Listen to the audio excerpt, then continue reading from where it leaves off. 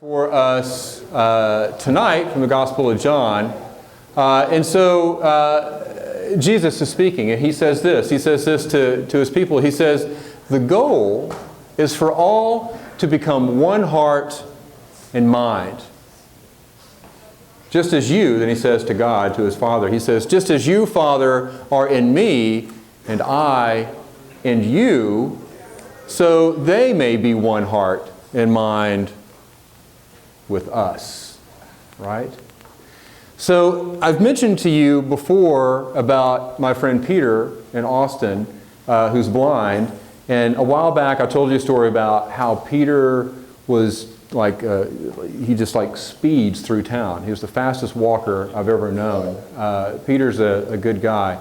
I want to share with you another story about Peter, because Peter is a person of immense faith. And I really think that one of the reasons Peter is able to navigate as a blind person at a ridiculous pace all over town is that Peter truly steps in faith. He literally walks with God everywhere he goes, and he cruises through town. And he's a remarkable, remarkable person. But Peter, one day, was in distress. I walked into the church, and where you first walk in, the church where I used to work in Austin, there's a chapel right there by the front door, and I could hear a commotion happening in the chapel, and well, it was Peter. He was upset. Well, what had happened was Peter was off of his medications. Peter's schizophrenic, and he had been off his meds, and he was having a meltdown. Right? He was freaking out. He was in the chapel. And so Peter and I are friends, so I thought I would go in and try to help, right? So I go in, and Peter is in ridiculous distress. I mean, he's terrified. He's in chaos. So I try to speak to Peter. And then I keep trying to talk to Peter. But as I spoke, Peter became more agitated. As anyone tried to speak, Peter became more and more in distress. So I had this moment of deep realization. And that was that my job was not to try to have words for Peter. My job was to be still and to be quiet and to allow room and give room and get out of the way so that God could be present with Peter. Because you see, my voice was contributing to Peter's terror. My voice was contributing to his confusion.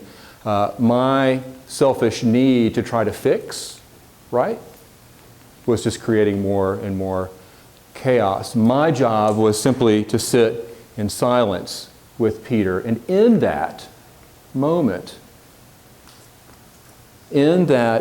of stillness, Peter finally began to calm down a little bit. And I was reminded that so many times in life, our work with one another is to simply be present and to be still and to allow room for God to come in and do God's work. In that moment, Peter and God were able to be oneness with one another. So Peter, remarkable dude. He lives alone. He lives in a vast, empty darkness. And sometimes he is bombarded with voices that he can't explain. But what's remarkable about Peter is that he is a man of tremendous faith.